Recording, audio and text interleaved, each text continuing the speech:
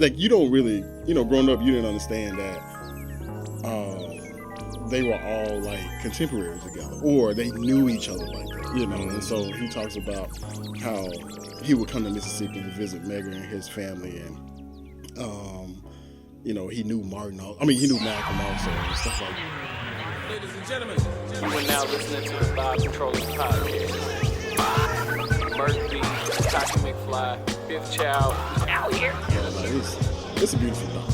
Yeah, it's like one of those. I sat there like a little kid. Like, man, I feel like I was just learning, just soaking up sponge, like a sponge. So that's what's up. I gotta check it out. Yeah. Sorry, y'all. We on some real black power shit right now. This ain't even supposed to be what this is about. But the revolution is here. Let me stop. No doubt. Man, look, man, thank y'all for tapping in with us, man. Welcome to the Vibe Controllers podcast. We are on episode 59. 59. 59. We're on episode 59. I go by the name of Cocky McFly. Thank y'all so much for tapping in with us. This evening, along with me, is my homie to my right. Don't even try to figure nothing out. It's too late. Oh, no, we good. Fifth Child. Oh, dang. Yes. That'll do. Assalamu alaikum. Assalamu alaikum. God damn it. You stupid. Can't catch me slipping. Yep. I just kind of, my bad. I'm gonna need you to work on that. Also, man, in his absence, what's up to Mark B. Williams, man? He is on a little sabbatical, enjoying himself. He gonna be back with y'all. Next couple episodes. I'm taking some goddamn time. Shit. No, I'm not. But yeah, shout out to Merc. This evening, man, look, we have, you can smell that Delta energy up in here, boy. Yes, Steven. I got some home team energy up in here today. Look, man, this is one of the most phenomenal photographers in the city, and he does more than photography. But y'all know him from his photography in the city, and he does so much more in the artistic realm, and he has the hardest name in the world to pronounce. But it ain't. It really ain't. But how many people mess it up? About 90%. Yeah. They separate the D from the rest of it. Oh, I've been called the Octagon, the Octagon. Ain't no O in As Angela Yee is Charlemagne.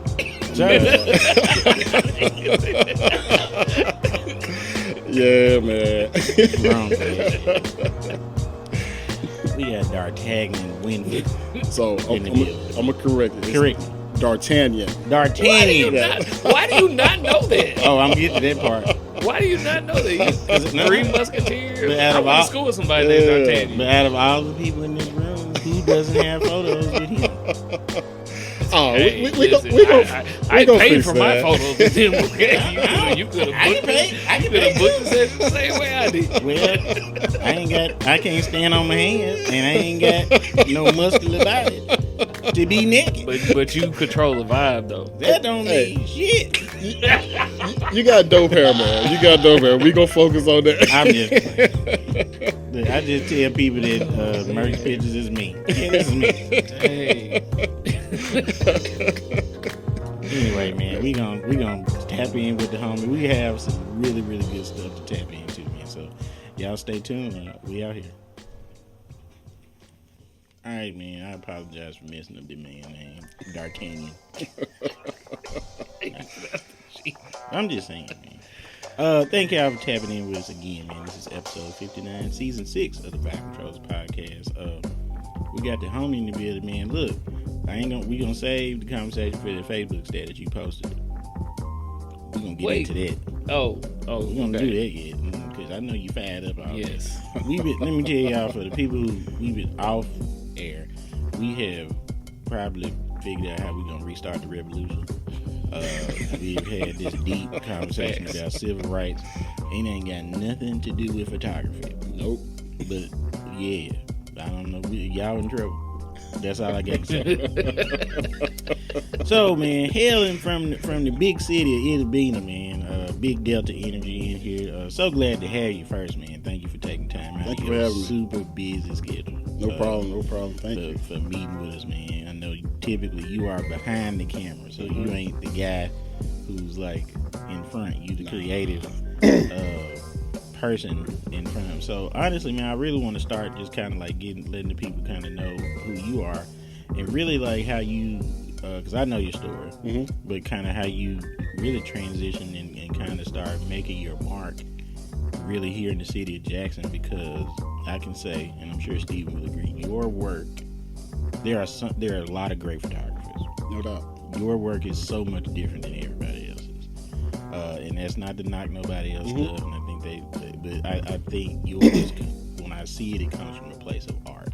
Appreciate it. More like you painted the pictures, kind of like it's a view, but kind of just do something you don't normally do, talk about yourself, just give people a little snapshot into who you are, how you got started. All right, I hail, like you said, from the big city of Itta, Mississippi. Born and raised, went to school there, both high school and college. Went to Mississippi Valley State University. Okay. Growing up, I would say from 7th grade until 12th grade, I was enrolled in gifted art classes. From there, went to Mississippi Valley, and I majored in fine art. So the painting aspect you talked about kind of comes from there. You know. Graduated from there and ended up working as an activity director at an adult day center, my first job. Wow. So it was like totally different. An adult daycare center? An adult day center. So like Monday we're playing checkers. Right, and Tuesday right. we're doing arts and crafts. Wow. It was my job to figure out, to plan their days. So I had a calendar, and some days, they were playing checkers. We had the big cloth checkerboard from Cracker Barrel. Yeah. So some days not some days. So these were timed slots. And so had a chance to incorporate my art into it, and so I would have them drawing and painting, and these are people with dementia and different types of illnesses like that, and so we eventually incorporated pottery into it, and so we would have molds, and they wouldn't throw pots, but sometimes we do the coil method and stuff like that, and they would make stuff that they could take home, and that was a very fulfilling job. It didn't pay much, it didn't pay well, but it was fulfilling. I felt like I was working with a bunch of grandparents every day, and so I got the call one day from my graphic design instructor telling me that they had a position coming up at Valley for a graphic designer, and so I applied. Actually, I applied for it, but after I applied, I created some collateral for the Adult Day Center, specifically to present at that interview, because they didn't have any. And so I applied for that job, and I would tell everybody to always be honest when you apply for a job. One of the first things she asked me was, she had some work that was done by an outside company, and she asked me what did I think about it. I'm just honest, I didn't really care for it. I didn't think it felt like the culture of the school or whatever, and that impressed her. She was an outsider, so that impressed her, and I ended up getting hired. That was my first job in my major. So I was a graphic design coordinator, I think is what it was called. I worked at Mississippi Valley for I would say probably 10, 11 years. Too long, yeah, I mean, I wouldn't advise stay places that long, especially when you're that young, And I ended up applying for a job at Jackson State, and I applied for a job at Jackson State. They didn't hire me. They didn't have the funds in that budget or whatever. So instead, they ended up taking me on as a freelancer, and so I freelanced with them for like 2 years, maybe 3 years, and then that job came open again, and I applied, and I got that job, and I moved to Jackson and worked at Jackson State as their art director for 3 years. From there, I go to the Rainy Agency where I work now, and I've been there now since 2016. Okay. As far as photography, excuse me, I took photography in school. Never wanted to take photography. Never wanted to be a photographer. it was a class I had to have, you know. And so this is back during the film days. We only had like a black and white projector. We couldn't do color film. And, you know, we had assignments like, you know, shooting parallel lines. So you're shooting like the light pole, the telephone lines and stuff like that. And, you know, it was really just boring, you know. And honestly, all I wanted to do was to be a designer. Like, put me on the computer, let me design. But I had to have that class. But some of that came into play when I was working at Valley, because the area was small, and so there were times where the president's office would call down and say, hey, we got more wings on campus, or we got blah, blah, blah on campus. We need somebody to come up and take pictures, you know. And so I would go up and take pictures, but truth be told, I didn't know what I was doing, you know. And I got tired of that, and so one weekend I decided I'm going to take this camera home with me and learn it. Truth be told, I didn't take it out of the bag because I was scared I would break it and be responsible for it. But my wife saw that I was really interested in photography, and so for my birthday that year, she bought me a camera, and the rest is history, you know. Wow. Yeah. So it was strong with a black woman, yeah, right? Like, yeah. Yeah, what? Yeah, because truth be told, I was too cheap to buy one. You know, Yeah. I was like, because I'm frugal. You know, I got a family to look after, and I'm like, man, dropping $1,600 on a camera just, you know, ain't the thing to do right now. You know, but she just bought it. You know, and like really surprised me. Like when I opened, I was like, oh wow. You know, Like this ain't just like a, you know, yeah. this is top shit. And so the rest is history. And then I always attribute Jackson with my success that I have now, because when I get here, it wasn't until I started working at Rain. I was shooting at Jackson State, not for the school, but on my own. And I ended up meeting Snickerbox through Facebook, Instagram, something like that. Yeah. Oh yeah.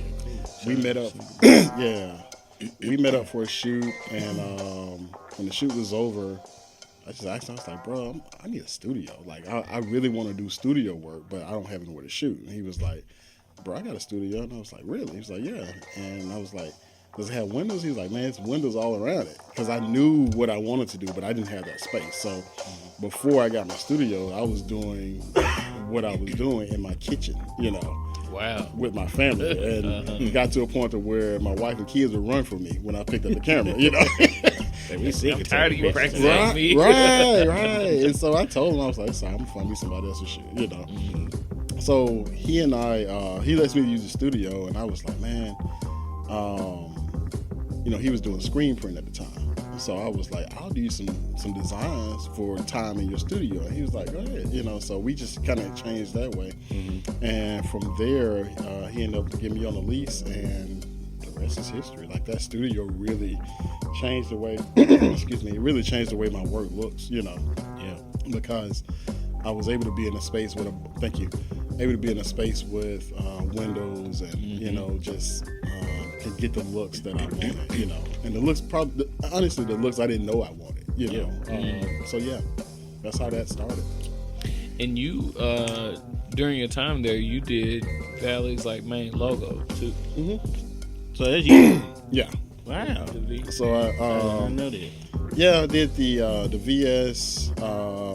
Me and my friend John McCall, we did the VS, the double logo.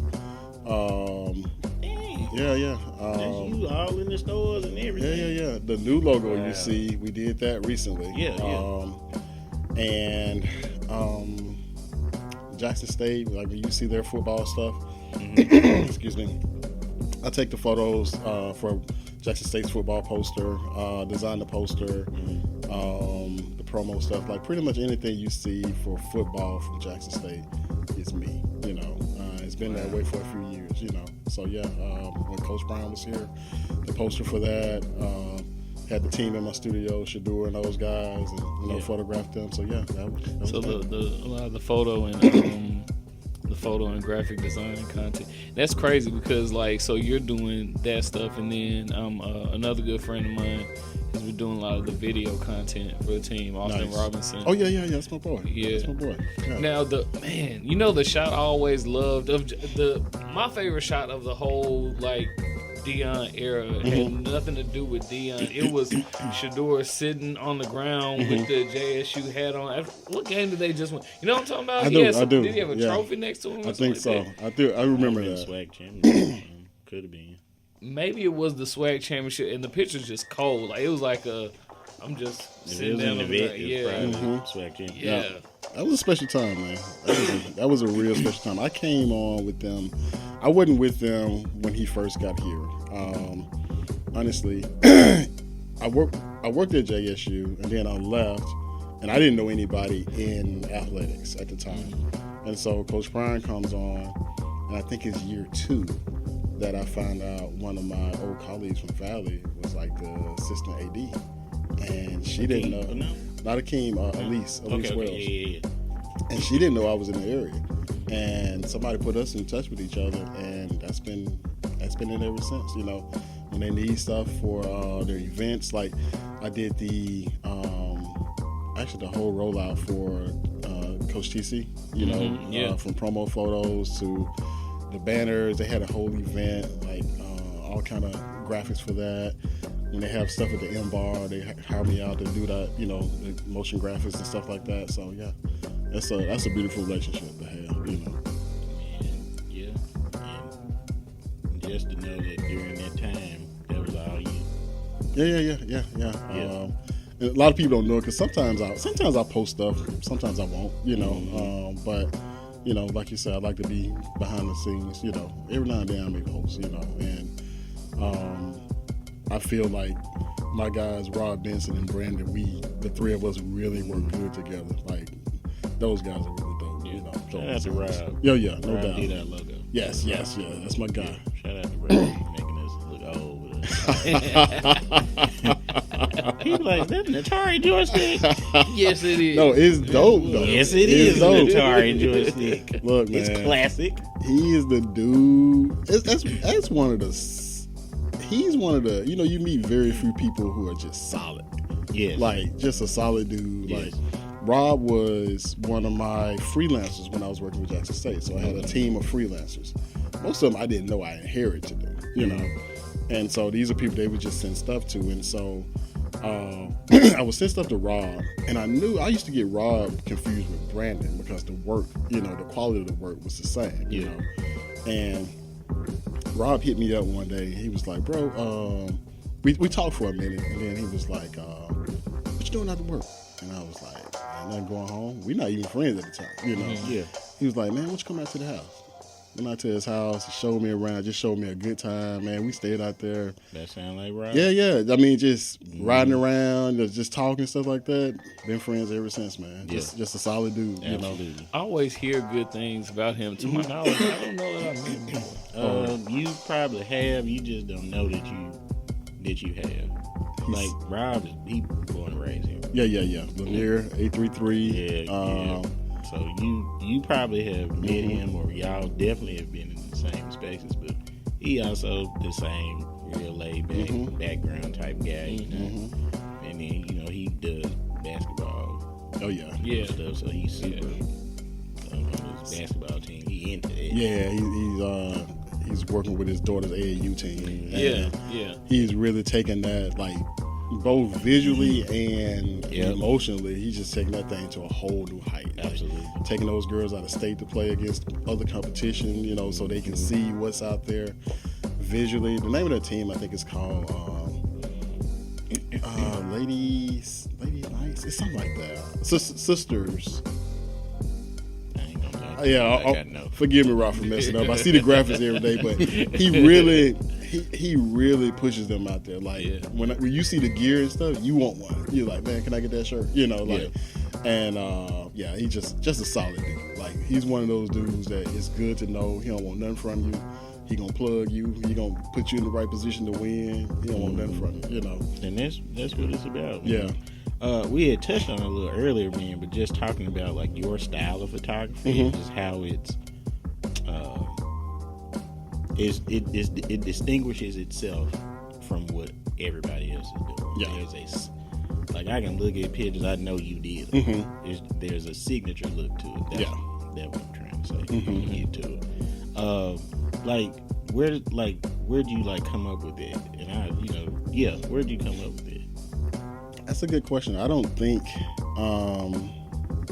what I would tell young photographers, because a lot of them, everybody's shooting right now. Everybody has a camera, and a lot of people try to emulate other people, But I would tell people is to and just shoot and shoot and shoot, and your style will develop. Like I think I think those warm tones and those soulful looks. I mean, I really think that's invocative of where I grew up at. Mississippi Delta. The warmness is weird because at my grandma's house, I was raised by my grandmother, so I spent a lot of time in that house. But there was a picture of my sister and I on the wall, and right to the right of that picture was a big window, and light, like in the evening time, that golden hour light would just come through there, and I really think I'm pulling back from that. My belief is that the brain is a computer, and you soak stuff up. You may not use it then, but at some point it comes out. That's true. Yeah, and I think that's where that kind of comes from, and also growing up seeing, those soulful album covers that my dad had, like the Stevie Wonders and stuff like that. And I didn't know what I was looking at the time, but I'm soaking it up. My dad was a big Prince fan. I'm a big Prince fan, and just art. Just art from all over. Whether it's a sculpture, or painting, or comic book. Basketball, the way somebody moves in the air. It's just art, and I soak it up, and it comes through, at some point. But I would say probably my biggest influences were probably Annie Leibovitz.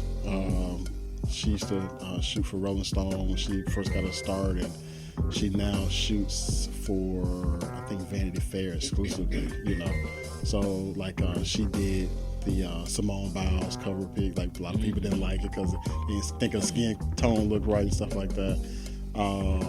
So Annie Leibovitz is a big influence of mine. My work doesn't look like hers, and I'm not trying to get it to look like hers, but it's there, and so, like I said, I wouldn't advise anybody to try to emulate anybody, but you can take inspiration from everywhere, Yeah, absolutely. The style that, or the word that comes to mind a lot of times when I see your photography, it's like there's a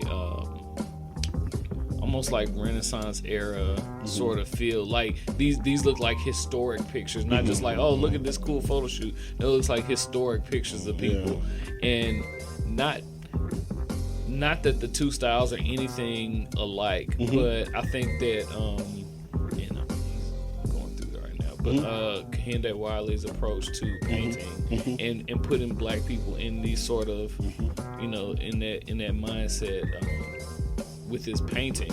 I said visual photography.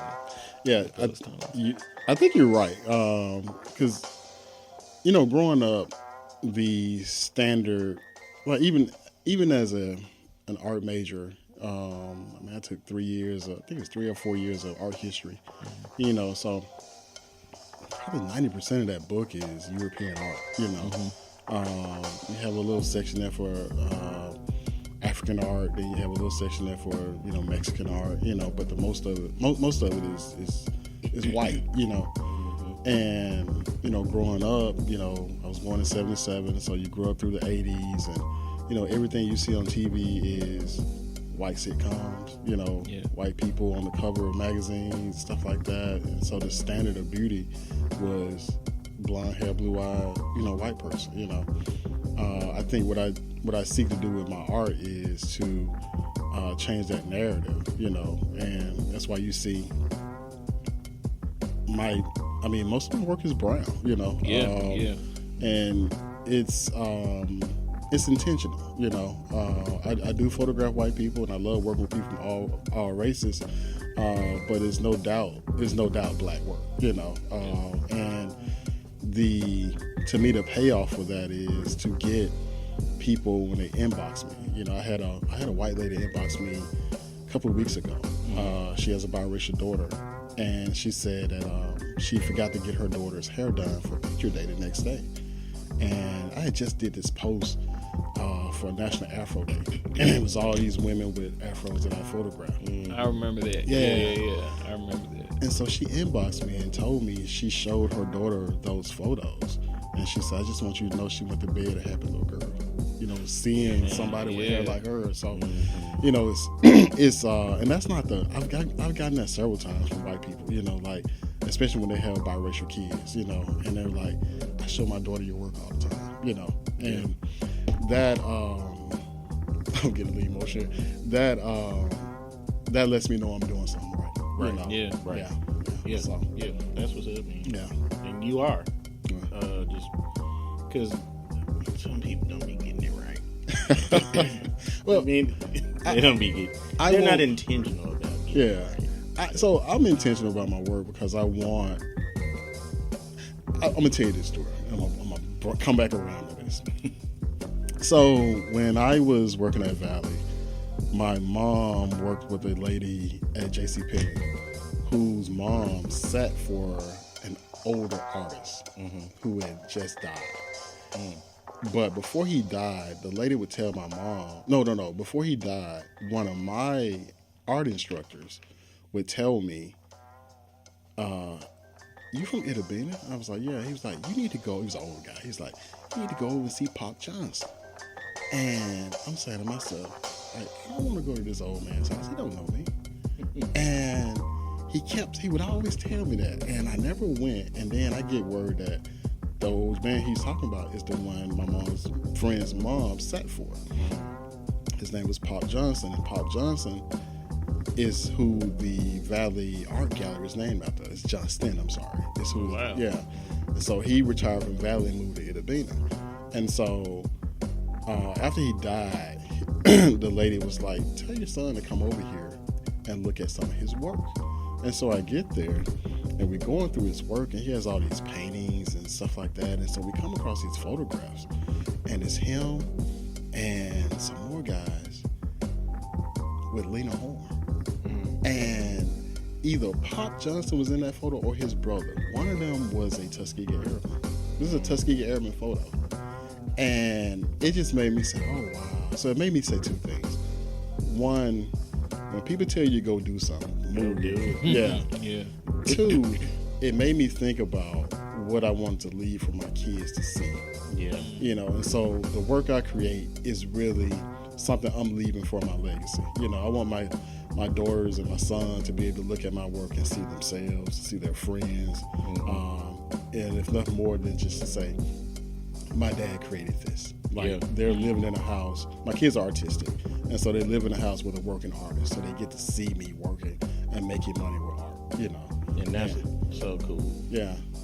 All y'all kids they get to know that they can make a living being a creative. Right. Because there's a way to do it. Because growing up, the only artist I knew, my dad could draw, but he didn't pursue it, you know. But the only artist, especially man that I know, was my art teacher, Mr. Parker, you know.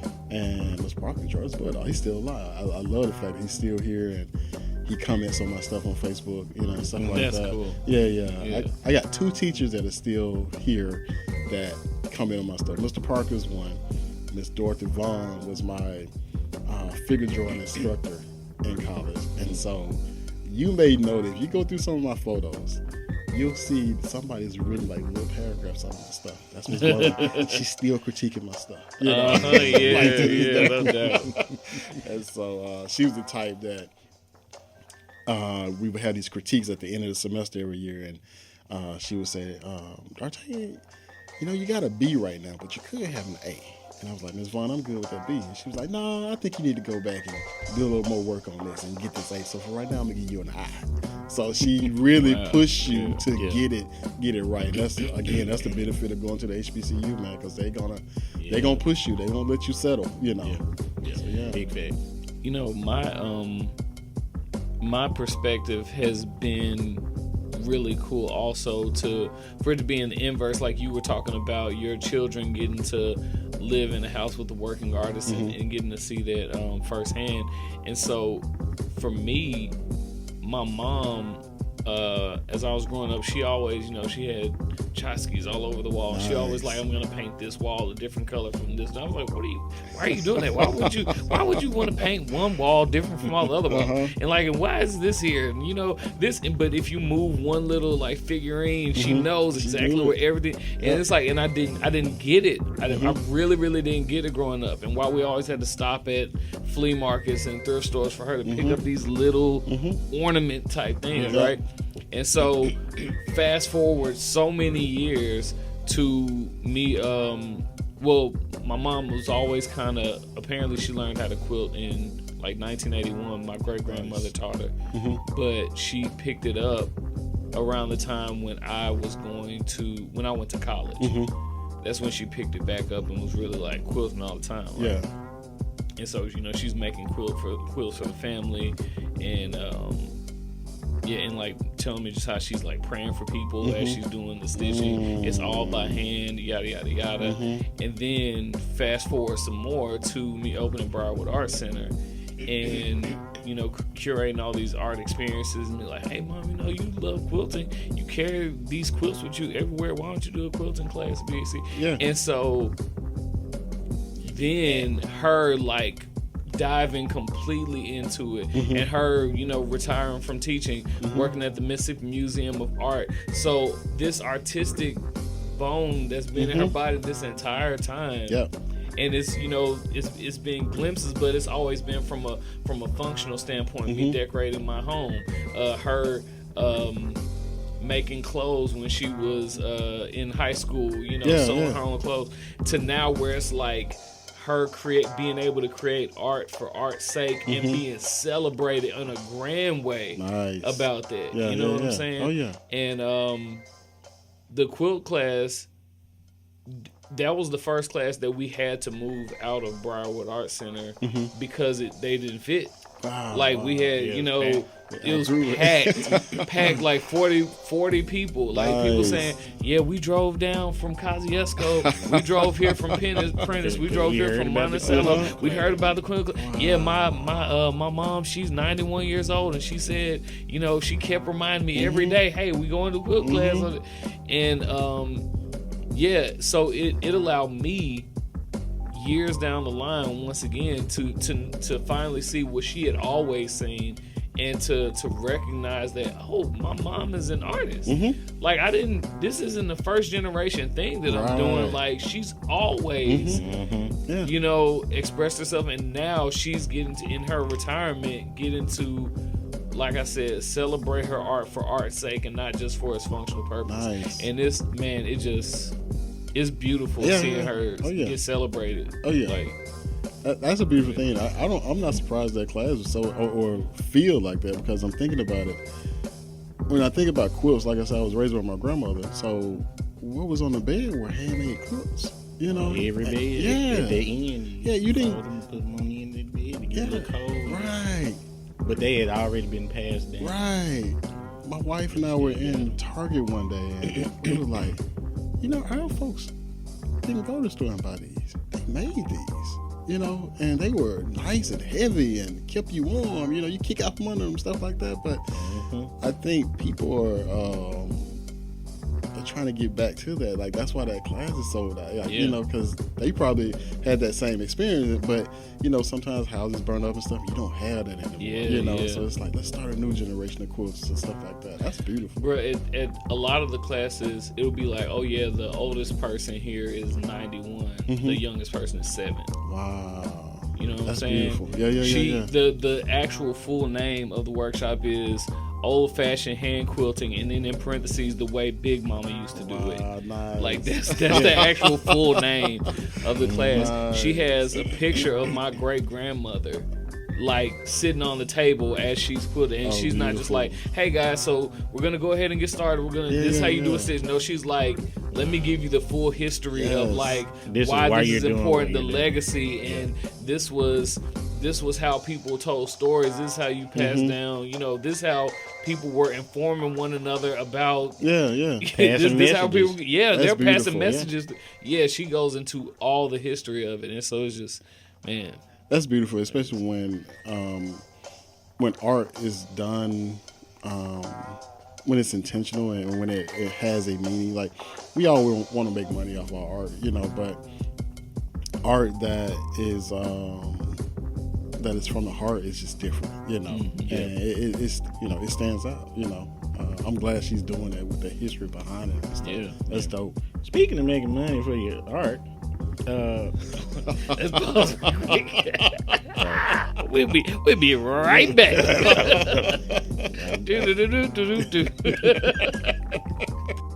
What sound did that network come from? We're not trying to get sued, my boy. We'll be alright. No, it won't. Fifth Child did that. So y'all looking to sue, and Brownwood Arts said sue them. No. But yeah. So today, I guess today made a real nice post. It was a repost, but it was where it needed to be.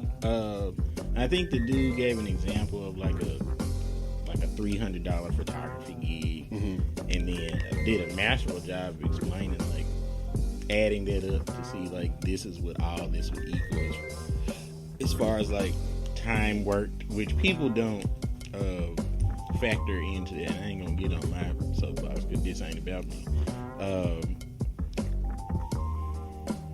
I don't think it's hard for you. Maybe it is hard for you. I'll say when new people reach out to you, folks who may not be familiar with your work or things like that, who may have a warped expectation of how much it costs to have some of your work, because what you're doing is enhancing something. Correct. I don't think that they think that. They just, this is what I need, and this how much I'm willing to pay. Yeah. And their expectation is that you give them what you would give someone who would match whatever your rate is. You can talk about your frustrations or difficulties with it. I have said so yeah, I'll let you go first, because Fifth Child chomping at the bit. So I have two types of people that reach out to me. So one is the person who they see the work, they like the work, they want to know how they can get the work, but they are probably not working with the right budget. And so I always ask people, what's your budget? My wife asks me sometimes, like, why do you ask people that? If you have your prices, why do you ask people that? And I tell her, I say, I have my prices, true enough, but sometimes if the budget is close, I can see what I can do for them, without just turning them away, That's why my prices aren't listed, But and sometimes there are, like, sometimes it may be a person that's like, man, I can use that person in my portfolio. I can use that look, Sometimes it doesn't have to be a monetary exchange all the time, or I might not have to get exactly what I charge every time, I want it, don't get me wrong, but and then there are times when I get some people and they know exactly what it is, I had a girl reach out to me one day, and she wanted maternity photos, and I asked her what her budget was, and she said it doesn't matter as long as I get what I want, and I was like, cool. And so I told her I sent her my prices. Typical session with me starts with a session fee of $450. After that, $450. Yes.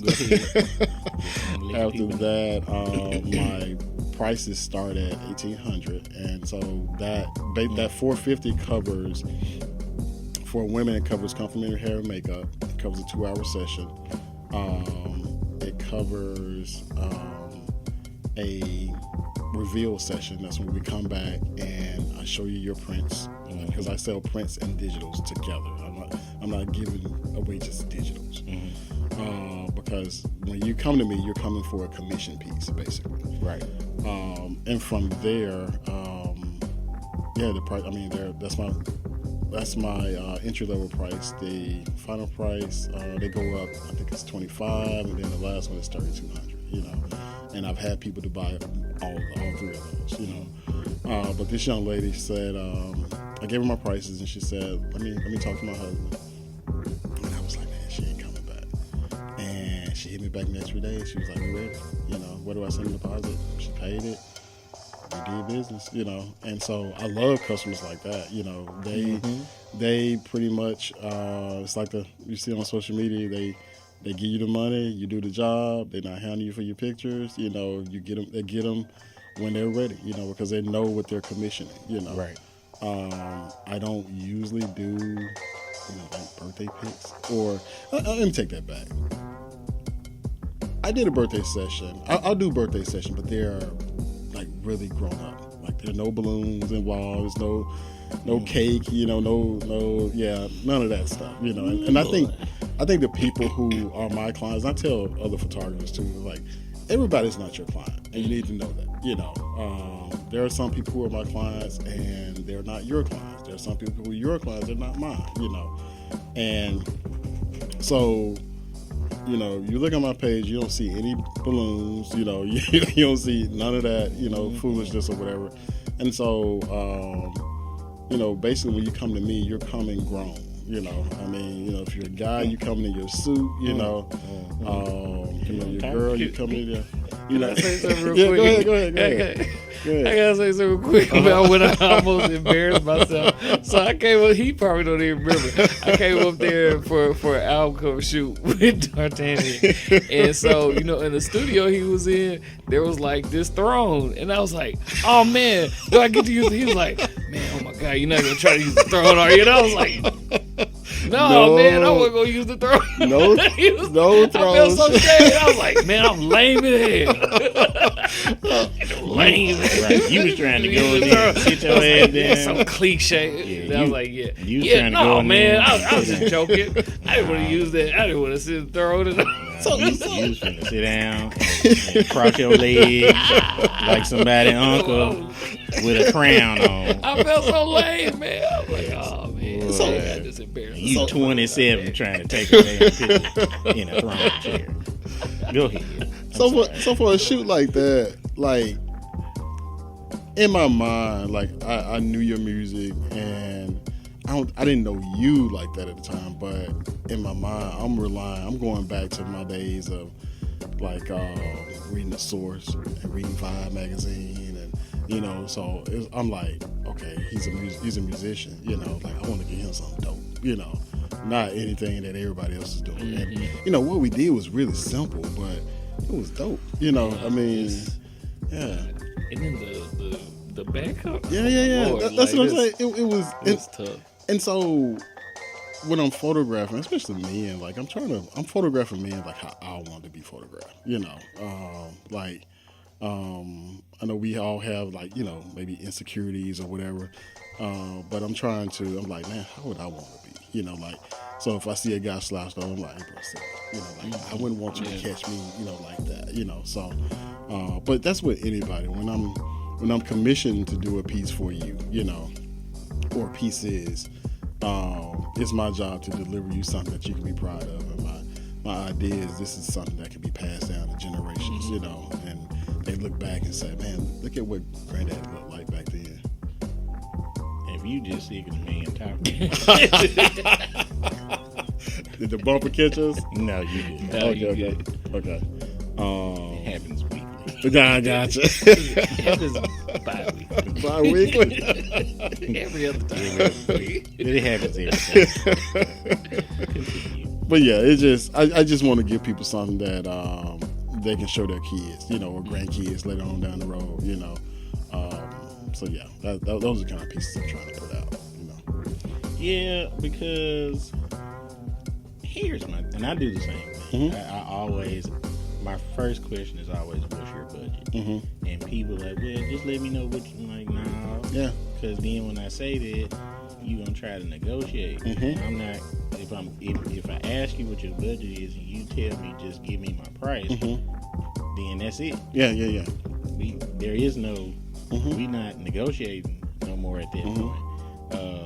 And what I find is, especially with a lot of what we do, which is background work, and different events or whatever the purpose is of what they're doing, is that they will they'll spend a whole bunch of money on all the other stuff, but the face or the person that they need to make sure that all of this goes according to plan publicly, like we last on the totem pole. Right.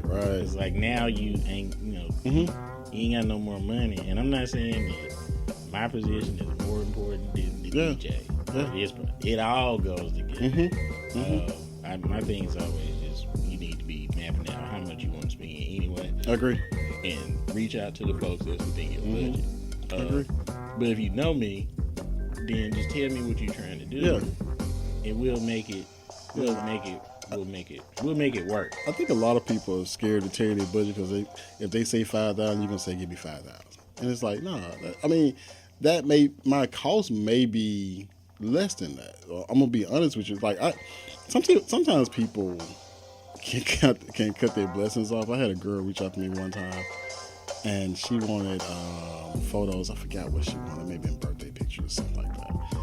And she actually went to she and I are both alums of Valley. And she had a look, and I was like, I want to work with her. And so I asked her what her budget was. And I forgot how this came up. But anyway, I think she asked me to just send my prices. And I sent my prices, and she comes back, and I felt it was insulting. She was like, how are you more expensive than, I think it was Derek Blanks. She was like, how are you more expensive than Derek Blanks? And I was like, wow. Are you supposed to answer that? Right. And so, I don't give a shit. He Walmart on Target. You still got to pay. And like, so, what are we talking about? I was like, what she didn't realize is me and Derek Blanks have been talking, and Derek Blanks wanted me to photograph him, his dad, and his son. And I was like, I didn't know how to answer that. I just kind of sat back and I was like, wow. I was like, because in my mind, if her budget had been $300, she came the right way, because she had that look, I was like, I'll work with you. Yeah. Yeah. And so, but the way she came, I was like, all right, this is it. So, I'm petty now. Like, like you can't come back. You probably can't. I probably never photograph you, right. because your attitude ain't right, But I thought that was a weird way. And I've had people to come to me who were sometimes college students, and they're like, hey, I really love your work, blah, blah, blah, what do you charge? And I tell them, and their response is, I appreciate you giving that info. I can't afford that right now, but when I get to this certain point, I will. And some of those people have come back. And then there are times where I see what they have, and I'll say, well, what do you have? And they may say, I got $250. And I was like, you know what? I've been there before. Come on, let's work. Yeah, you in college. Yeah, exactly. You got $250, you rich. Right. Like, come on, man. Let's get what you got to get. Because we've been there, we know that's probably some refund money there. Yeah, absolutely.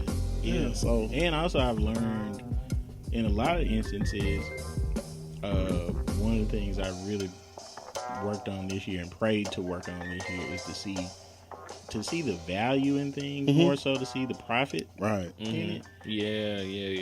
Because there's a lot of stuff that I've done where I may not have physically gotten a check, but the value of doing it and being in the place where other folks are, where they've been able to see me I've been able to do more with the people who were there, and even at the same time with the folks I may have done it for, we're bartering resources at that point. So I think that's important too, because that's very important, especially when you still, and even though you have a business or you have a brand, you still trying to build that brand. And so a good friend of mine, I bartered some resources from him, like he does websites. That's what we need. I was like, bro, what you need? Can you put this on your page to do this? Absolutely, man. I need you to help me do this. He's like, all right, well, here go the web. Fill out the information. Let me know what you need. Like, that's where the working together to help everybody build comes is. together too, and respecting where folks are in their, in that process. We Yep. ain't trying to. Yeah, we want to make money. I think that's gonna come because you and your purpose. Mm-hmm. But you also got to be realistic. Yeah. And part of that, like, so I have artist rates and I have corporate rates. Mm-hmm. Yeah. And so if a company approached me like, oh, you already got budget for this, and so I will charge you this dollar, bro, Right, or absolutely. based on what your budget is, because you may have a lot more allocated than I would have charged you. And they're looking for you to charge because Right. because if you lowball it, they get skeptical. Like, hold Like, up, oh, this guy might not be. You And know. they got to spend their money. They gotta Right. spend that money. Right. And then, but and that opens up another can of worms though, about like your high dollar clients and your low dollar clients, Mm-hmm. and then the ones that like, your $150 clients that want to drive you crazy Mm-hmm. and want hella revisions and rushing you in last Mm-hmm. minute, all the problematic things for like chump change. Yep. And then the ones that are like paying several $1,000s. Yeah, it sounds great to me. All right, thanks. Right, Here's your direct deposit, like this. Right. That's how it works. That's how it works. Yeah. To your point about the bartering, a guy reached out to me. His son is probably graduating now, so it's probably about 5 years ago. And he wanted some senior photos for his son. And I gave him my price, and he was like, bro, I can't afford that right now. And I saw that he had some photography equipment on Facebook Marketplace. And I said, bro, Let me get that about. yeah, I was like, I'll take that lens, and he had a lens and something else, and I was like, would you be willing to barter? He was like, yeah, and I use that lens to this day, Wow. Yeah, so I mean, bartering is the way to go, man. You can, I mean, he got what he needed, I got what I needed, Yeah. So, yeah. I'm not above that at all. Oh no, having a job helps. Yeah, And that funds the dream. yes sir, yes sir, yes So, sir. I mean, for real, and it helps to be able to you got some extra change, but it also helps to be able to, like, all right, well, I ain't gotta dig in your pocket. Right. And just truthfully, like I love to see the arts and cultural ecosystem just like continuously get poured into. It's like I love bartering. I love being able to pay artists money for Yep. for Yeah. what they do. Yeah. I love seeing people, that thing that kept them up at night, the thing that they dreamed about doing, and being able to like earn a livelihood outside of the corporate sector and really do their art for a living. Like, I love to see that. Yeah, that's what's up, man. This is a great way to end the podcast. It is. That was quick. But no, actually, and stop paying for AI portraits and get you a real photographer. Oh my God, Go bro. on to the gym, lose the Right. like we see you in real life, right? do the work, and then get you a real photographer. because we to see take you with actual pictures We of see you. you with them AI pictures. Man. You got 3 fingers on the Or, motherfucker. or when they push their waist in and the bricks on the wall behind them Yeah. pushed Yeah, in. That's but what the it bricks, how the bricks like warped and bro. Like we don't see that. Like, bro, your arms not changing. Man, Just seriously. love the skin that you in. You feel me? Like, you still got the mom. Right. Like, Jesus made them 20 pounds. Right, Too right. big. God Hey. loves all of it. Only eating right in I the love gym would change that. that's Yes. it. You got to do the work. You Do got the to work. do the work. Do the man. work. And then reward yourself with a photo shoot. Right. Yes. Right. 'Cause let Reward me yourself. tell you. You worked for it. You worked Well, hard with- for it. You Listen, that's deserve why it. that's why I got into photographing a lot of bodybuilders, because I feel like, man, you work for this. Yeah. Like, and some of them don't get to that point, but it's only so many times in their lives, like where they're so trimmed. And so I'm like, man, let's capture that. Yeah, shout out to what you did with Pia, bro. I appreciate it. Appreciate it. We appreciate you. Pia is wonderful to work with, man. She beautiful spirit. Oh yeah, absolutely. Yeah, she. I always tell people when I talk about her, I said Pia taught me to kind of think about, basically she was like, I think I texted her one day and I asked her, how are you? Or something like that. I think I started off like that. And she was like, do you really want to know how I am? And I was like, I do. And she said, I asked because you Americans make a lot of small talk and it doesn't mean anything, and so it really made me think about, what I say to people, and, we do make a lot of small talk. We ask people, hey, how you doing? If somebody really tell you, like, oh, I ain't want you to put all that on me, Right. So, and I think it becomes kind of customary to us, to ask people that, and so I would told I did. So every now and then I hit her up, how you doing? Just checking on, but beautiful spirit, wonderful shoots. We've shot, I think, like 3 times, maybe 4. Trying to get her back soon. But yeah, some of my best work. Oh, absolutely. She's a solid person. She is. She is. She worked with everybody. Cause I've seen, and that shit is borderline maniac. She be working out. Oh yeah. I believe it. It is a high level of discipline. Mm-hmm. And those people are usually like what we see of them, and we think you look perfect to them. They see the one little puny percent of body fat, like they got to do this. It's just a whole different. To us, I'm like, man, are you serious? You know how many girls are killed for that look? Because, but they approach their bodies like art. They do. That's exactly what it is. Like... That's exactly what it is. My last post was Bridget, and that is our second shoot. We're coming back for a third one. She's competing in November. But the first one, her abs weren't showing like she wanted them to show. And she was like, when I come back, I'm going to be leaner.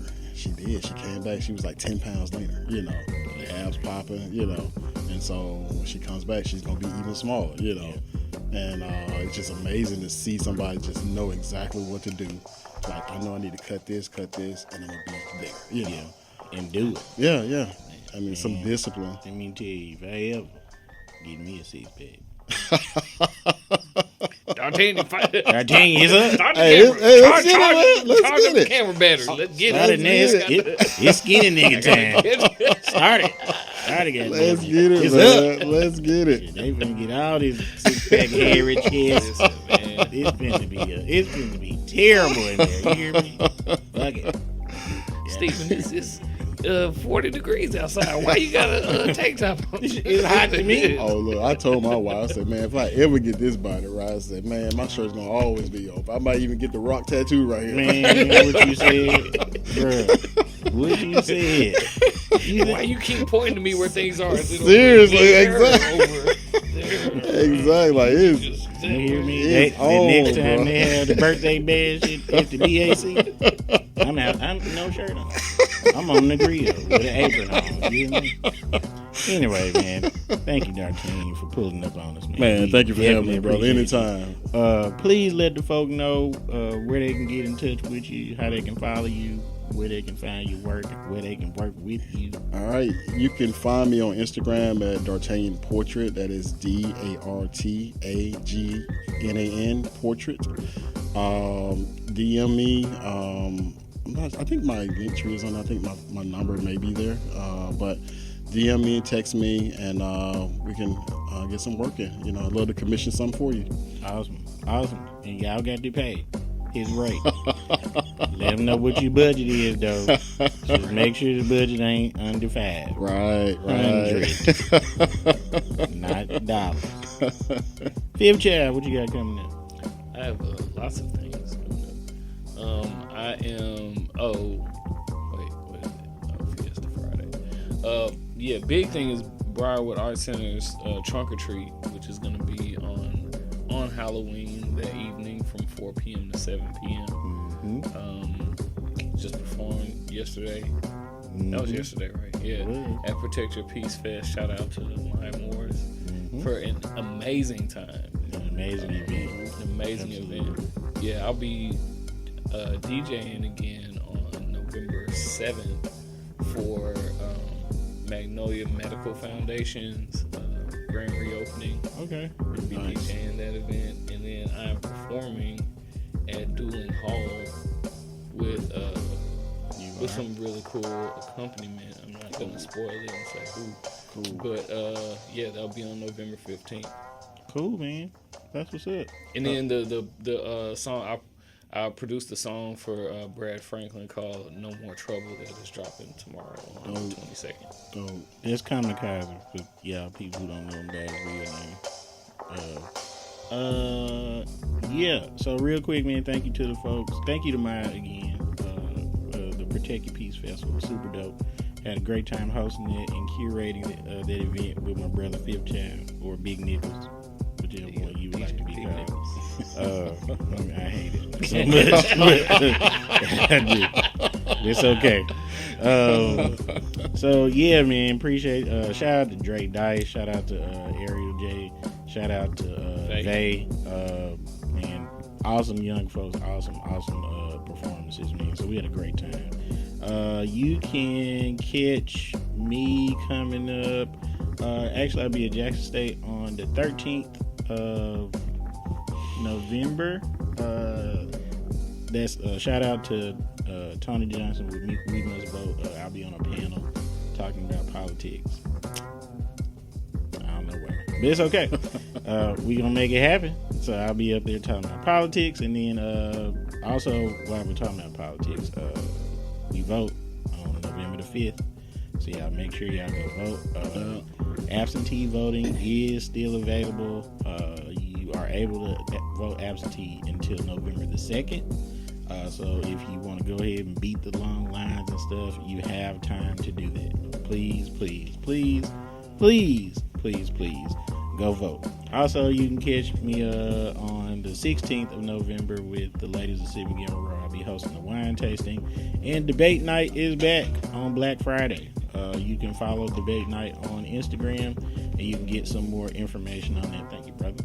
You can get some more information on that, and follow myself, follow the Vibe Patrols, and of course follow Merk B. Williams as well, for all the stuff we got going on, as far as our artists and stuff. Oh, Jack State Homecoming coming up, so y'all please be safe, get out, have a good time. Don't do nothing we wouldn't do. I don't know what that means, but just be safe. It ain't that serious. To my old folk 35 and up, don't take that nap. Yeah. So, man, before we get out of here, as we always like to do, before we close out, we like to drop you with a little nugget, a little something to carry on through the night, through the day, through the minute. Whenever you're listening, and it's customary when we have our guests in the building, we like our guests to just drop a little inspirational nugget for y'all before we get on up out of here. So, brother, inspire the people before we did. I'll tell this story. I'll try to keep it short. So when I got to college, I honestly didn't think I would finish. I thought I would do 2 years and maybe go get a job somewhere. You know, I was never good at math, and I knew college algebra was going to be a hurdle for me. And so I took college algebra probably twice. And on the third time, it's probably like my junior year. And I take it again, and this time I get this guy, his name is Orion Cathy. And on the first day of class, Orion Cathy talked to us about being a diehard. And he said a diehard is a person who stays until the end. And his class stuck out to me because I had history teachers that talked to us like that, but not math teachers. You know, math teachers kind of just get in there and dive into the numbers and stuff like that. And so throughout his class, you know, I think I may have had like a D, you know, I had D's and F's basically. I think I had a D average basically. And so we get down to, let me back up. Dr. Cathy would always tell us these different stories they were just life stories. So we get to the last final exam, and Dr. Cathy gives us this exam, and he's walking around the room, and he's looking, you know, over your shoulders and stuff, and he says, if anybody needs to go home and come back Monday, you can leave now. About half the class got up and left. Some more time went on. He makes that announcement again. A few more people left. class went on. He makes that announcement one more time. Nobody leaves. And then he makes it one more time, and nobody leaves. And then he says, okay, let's work these on the board. And that's how I passed college algebra. And when we finished working on the board, he said, what did I tell y'all on the first day about being a diehard? Staying to the end. Like, don't give up. Stay to the end. And that's how I passed college algebra. And I will forever be grateful for Oregon Catholic, because without him, I wouldn't have my degree. And so he passed years ago, but forever grateful. Like, his memory, that story sticks with me, and I try to share that wherever I go, you know. So that would be my nugget. Stay to the end. Don't give up. Don't give up so easy. Keep fighting. Man, that was good. You gotta come back. Right. You just do that. No, you can't come back. You gotta replace one of us. Replace We got to talk about all our civil rights. Right. Oh, hey, I love to come back. Let's come on back on Martin Luther King. Hey, I love to. Come on back on Martin Luther King Day. Okay. So we can ruin that day. For people. I would love to. You know. All right, man. Be like Merc. Say what Merc would say. So we can go. Yeah, stay up, stay blessed, stay free. Y'all share that shit. Woo, 2 weeks in a row. I love it. 2 fingers up means peace to the side because I'm chilling. As customary, before we leave, we can't leave until you say out here. But you gotta say it like that. Out here. Yeah, you gotta do it. Like that? Yep, you gotta take that octave. You gotta take it on up. You can't take your beer white voice out. Give me your L DeBarge. Out here? There it is. We'll take it. We'll take it.